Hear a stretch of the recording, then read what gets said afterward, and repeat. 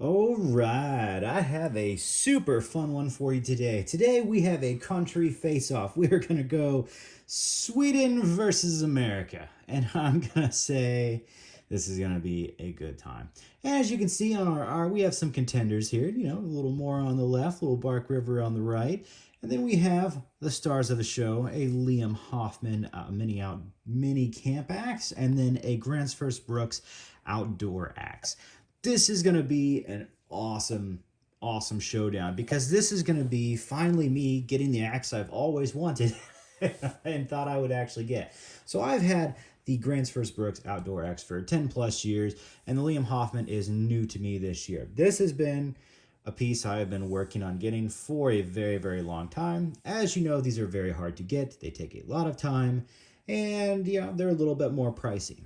So I have been working honestly in the past several years to upgrade my axe collection. I originally thought, and I still think, that Swedish axes are amazing. They have kind of this allure of being the absolute best in the world. I would say maybe for a time they were, especially at some of the things they do. Gransfors Bruk has some of the best choppers out there, and that's what mostly they're really good at. They have a really very Swedish axe head style generally. It's pretty similar in most of the things they do. And it's very thin cheeks, really good for chopping. Well, that's kind of cool. I picked up the outdoor axe thinking it would be my perfect camp axe, as in I could split wood really well because it's supposed to have a really good splitting head. It was supposed to be fairly good at chopping, kind of tomahawky, really good traveling axe. When I got it, it didn't do the splitting that I ever thought it would. It actually excelled at chopping much more so than I thought. And really, that never really solved the problem for me as like the perfect camp axe. I wanted something that split better. And it does have a good splitting profile, honestly. I mean, looking at really, it's a pretty good wedge. Yeah, it's not too bad of a wedge profile. And how is this one hung?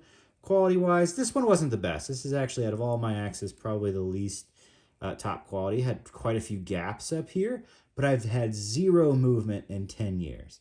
Absolutely zero. This thing has been pretty rock hard, from the head and eye standpoint. It's held up very well for me, except it has gotten quite a few chips, and I finally sharpened a lot of them out. But all of my Gransfors axes have chipped and rolled fairly easily. It's a pretty soft steel. I think it's a 1055 is what it really comes down to. Forget who actually went over. They used the leftover from one of the major factories out there, but it's all the same stuff, and it's pretty uniform. Not like you're getting leftover steel in reality. You're just getting, you're getting the same thing every single time. It's pretty good stuff. Pretty good, pretty soft. A lot of people have issues with really hardwoods, and I think that's probably where I've had the most issues, is that it's been a bit chippy. Have I been very positive about it? Yes, because it's so easy and soft, it's easy to deal with. Super easy to deal with. But what I wanted, honestly, was an upgrade pretty much in every way just for this axe. I loved the 15-inch handle. Technically, when I measure this out, it's 14.75 inches and a 2.5-inch head. 3/4 pound head all around. This thing is a baby. It is a tiny head. That's my hand. I have large XL hands, but this thing's tiny. So when you go to actually work on it, some things, pretty thin grip.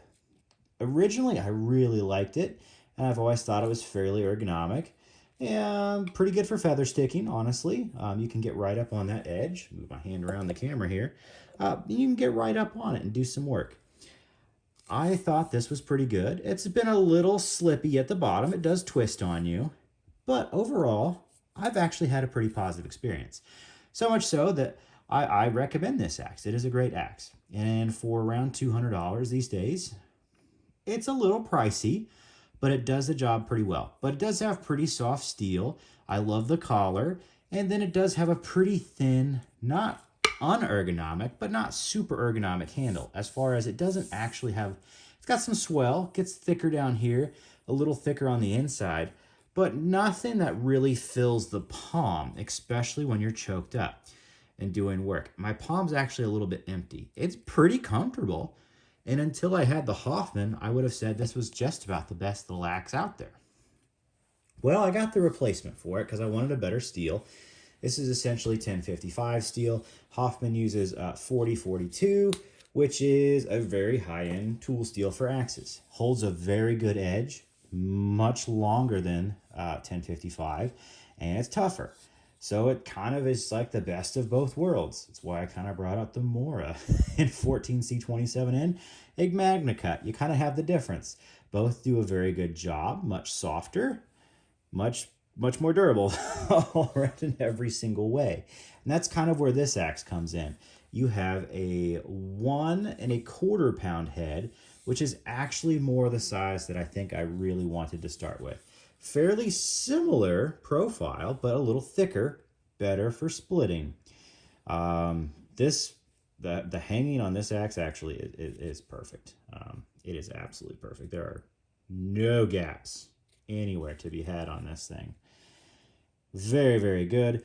Grain orientation, as they just suspect. They're supposed to just be like almost parallel. They're not. Anything under 19 inches for Hoffman, he doesn't really care that much as long as it's fairly straight.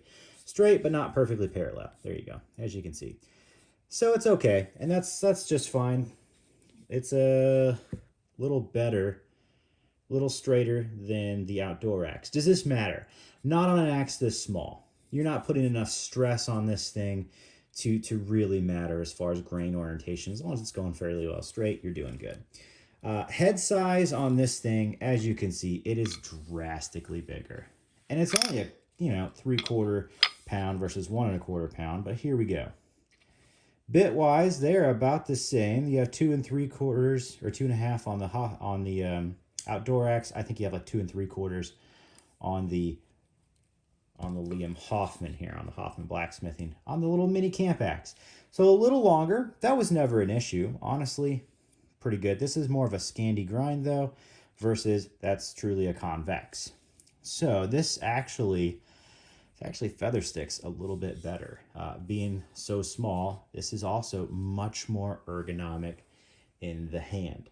It is much more palm filling, and it's way better with feathers. It just is. This isn't actually super thick.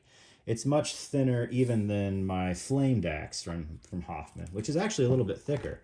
Putting this thing out here, this is actually a much thicker handle than this is all the way around, which is good because I really enjoy that for the smaller, shorter 13-inch axe with a 1 3/4 pound head. Big difference. Packs more punch in a small package. This is more of a perfect kind of like trailblazing axe for me. That quote unquote, instead of camp, maybe even survival axe would be the best way to put it. As in, the creator of this axe right here was what is that Swedish guy's name? I just had him in my head. Either way, he's a survivalist, survival expert for the Swedish Special Forces. Oh, it starts with an L. That's going to drive me nuts. Either way, they created this axe for a purpose, to be a survival axe. I kind of wanted it to be a little more campy. This fits and kind of just demolishes this axe in every way. It's just slightly more heavy, not by much. I mean, you can't even really feel the difference. The difference in this is you're kind of trading off a metal collar for actually more weight in the head. And honestly, I'll take it any day of the week here than versus the collar, because these are about the same weight, even though technically 1 1/4, 3/4. But that extra collar adds some weight on there. And this thing packs more punch. And it has a slightly longer handle. This actually has a 15 3/4 handle when you go all the way. This is a 14 3/4. So you get about an extra inch all around off this thing roughly. And I think you get a much safer swing. I got the bulb handle on this sucker, and it does not twist nearly as much, even though it gets a little thinner technically right here than the outdoor axe, because it is very well ergonomically it doesn't twist. It doesn't twist nearly as much as this does. I think it might actually be a little taller. It just grips better. It's a better handle. There's more ergonomic spots, and you can technically get farther down if you're going to do a two-handed swing. This is not a two-handed axe by any means, but because it's a little over 15 inches, you can put that power into it and make it happen. So that's kind of cool. Basically, this thing beats it in every way. Handle ergonomics, better. Absolutely better. Blade performance, you have a little bit more of an edge on there. It's more ergonomic up here. It's more comfortable all the way around. And it has a hardened pull on the back. That's a pretty big benefit. You can hammer with this thing, and as a matter of fact, it won't damage this thing any way, shape, or form by doing it. It's suggested to do it by Hoffman. That's pretty awesome. This does not have one. Is that a game changer for me? No, not really. As you can see, this isn't actually perfectly straight, level. Yeah, they're hand forged. But if you really want to get into the details, for a hand forging, the Hoffman just crushes this thing as far as fit and finish goes. But no hammer pull on there. It will deform a little bit, so don't smack this thing too many times. That doesn't really make that big of a deal for me. I don't really generally hammer stuff in too often with my hatchet or little mini axe here. But I gotta say, I think the US crushes this thing, honestly, and it's not really much of a competition. Yeah, this kind of acts like a tomahawk. It almost looks like a little Hudson Bay pattern. And I would say for longevity, because these cheeks actually grip much more of the axe, this will be able to take more of a beating and not move nearly as much as this will. Granted, I've had this for 10 years and this hasn't moved at all. So has that been an actual issue with this? No, but I know a lot of people who have had this pattern of axe have issues with it sliding around because there isn't much that's actually gripping onto. There just really isn't much wood there. Versus, this thing has a drastically amount more that's touching the wood, that's actually making contact with it. So it's just beautiful. It's just a beautifully done axe. It's very ergonomic. You can definitely do little chops with this. You can carve with it. Granted, I just actually had it out there working next to my carving axe, and it honestly was not close. The pure Scandi edge, which is I think this is a 30-degree edge on here. My carving axe has a 20, and that sucker is laser beam. Now this also has a much stronger edge because it's a little wider. So you got to have a trade-off there. Nothing's gonna be perfect at everything. That just can't be done. But man, when it comes down to it, the USA has crushed this. The steel, it just beats it in every way. It is tougher, has more edge retention. You're allowed to get thinner edges and have it hold up even better than this. It's because of steel. It's the same thing, 14C27N versus MagnaCut. You can get a finer Scandi on this sucker. Granted, this is a convex, and this is actually, I finally Scandi ground this, but I think it technically has a little bit of a convex on it now. You can get a thinner edge, ideally, on the MagnaCut on this versus this, and it'll be tougher still. So that's kind of a benefit. It's definitely a benefit of better steel. Normally, you'll hear me say it doesn't really matter that much, but in all honesty, when it comes to pure performance, especially when you're whacking on stuff, it matters. It does really matter. Let's go with masks or sheaths. The Gransfors Bruk has held up incredibly well. It's a very thin sheath, no doubt, but I've had no issues. I open off this once a year. Yeah, this is just regular, I think, vegetable tan hide, and this is water buffalo hide. This is way thicker, way nicer. The snap is way nicer. It is gonna last probably a whole lot longer than this will and hold up and be in tougher scenarios. Have I had any issues with this, though? I have not. Therefore, this does really well. But this is much higher quality. And that's kind of what you're also paying for, too. So here's your differences. $200, $300. You can get this anytime you want. You can go on Amazon and pick this up. You go to pick this up from Hoffman, you're going to be waiting about a year. Or if you go online, now you're going to be paying an extra $100 for it. So you can kind of choose what you want to do. Wait for it or pay more.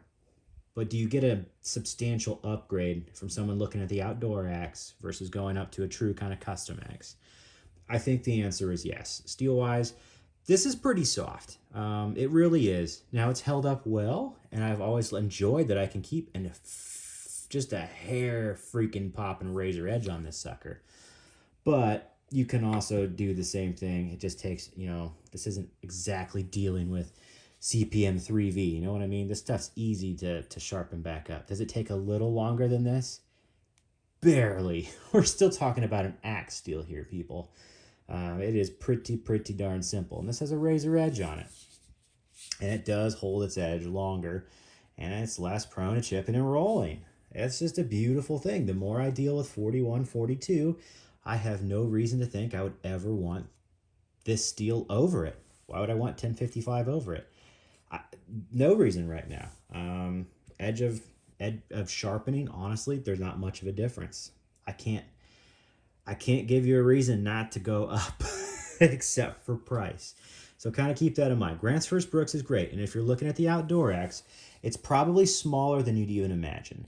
It's held up very well for me. It's done lots of work. It's not an incredible splitter, good chopper. This is a much better splitter. It's got much more weight to it. It feels like it where it matters. It has the weight in there, and it has a little thicker of an edge on there. It is definitely just a thicker wedge by a little bit. Does that make a difference? I know that camera angles are kind of showing this a little differently. Yeah, it does make a difference. It wedges out a little faster. It splits a little faster. And that is better for me. This is also my new, trail clearing axe, which is great, especially after spending so much time in the woods. Goodness gracious, I gotta even clear more right now, which is just ridiculous, which is great. This is a great axe for clearing little trees, little saplings that are just coming up, couple of swipes, taking them down, no problems whatsoever. So this is just a super cool way to go. America does crush Sweden. I think they kind of do it better at their own game. Liam Hoffman kind of has that Swedish pattern on a lot of his axes on the cheeks. You can just see it's very similar. And then it kind of looks almost, a little Hudson Bay-ish after that. Whereas this is, this looks like full tomahawk / Hudson Bay. And, just the ergos, just doing this. This used to feel amazing to me. This is just next level. Just absolutely next level for long-term comfort all around. It's just hard to portray on camera how much better this is. It really is. So yeah, that's a fun little overview. This is not the end, people. I'm going to put years on this, still keep this. This isn't going anywhere. This is probably now going to actually go in a vehicle versus kind of be my number one kind of property piece. This is going to be more along the lines of now my number one property piece that goes out for small work, essentially. I love my little hatchet. I love this thing for a little bit more. A little more trail clearing. This is where it's really at. And weight-wise, there isn't that much of a difference besides the head in this sucker, because this collar kind of makes up for the difference in the weight, to be honest with you. So you get much more power. You just get more everything. It's better at everything. I think this was a cool idea. I think for me personally, it's just a little too small, a little too light to do the tasks that I want it to do, at least in the Midwest, because we're dealing with hardwoods. Maybe in Sweden this is perfect, just dealing with nothing but pine, but everything's a little tougher up here. Over here maybe would be a safer bet. Over here where I am, and this handles it. The steel handles it better. The geometry of this handles it a little bit better, and yeah, even the extra leverage from just an extra inch on here. Insert your own personal favorite joke there. But yeah, love it. Absolutely love it. Have to recommend American over Sweden. I think America is crushing it. I think also Council tool axes are crushing it. And I have been hankering for a big 24-inch camp axe. I think that's probably the next one on my list. I think that really kind of settles me for just about everything I need axe-wise. But it's also using 5160, which is way better steel than Gransfors. And now I think the geometry of even Council tool is starting to crush Gransfors. They're learning from them, I think, as they're stealing a lot of their cheek design, really getting those handles hung really well. And that's the difference is, well, guess what? America figured it out, and I think they're really kind of crushing the market. So Council tool, Liam Hoffman, just dominating design-wise. I don't think you can really get better than the Hoffman. I think they're doing the best work. I think Council tool's number 2. And I'd probably put, Gransfors at number 3. They're still awesome. I love my Gransfors. I love my small forest axe, and I love my outdoor axe. But this thing's just better. it just is better in every way. So that's what it is. I gotta throw it out there, gotta be honest. I hope this was fun. I know it wasn't a chopping review where I go out and chop stuff. I might do that. I might go out to the property sometime and just have a chop off and kind of show you the difference of these. But that takes so much time. It also takes time away from my family versus it's easier for me to just kind of let you know my experience with these. And yeah, that's easier all around for me. So you just kind of in some ways have to take my word on it. That's okay. You can, you don't have to. But daggone, this is just a much better all-around axe in every way. I can't give it to anything besides maybe a little bit on weight. That's about it. I think this is actually technically a little bit lighter, but not by much because of that freaking thing, which is good, but still, I guess you could count that as a benefit. You have a collar on here. And so maybe that's probably one of the reasons why this hasn't moved either.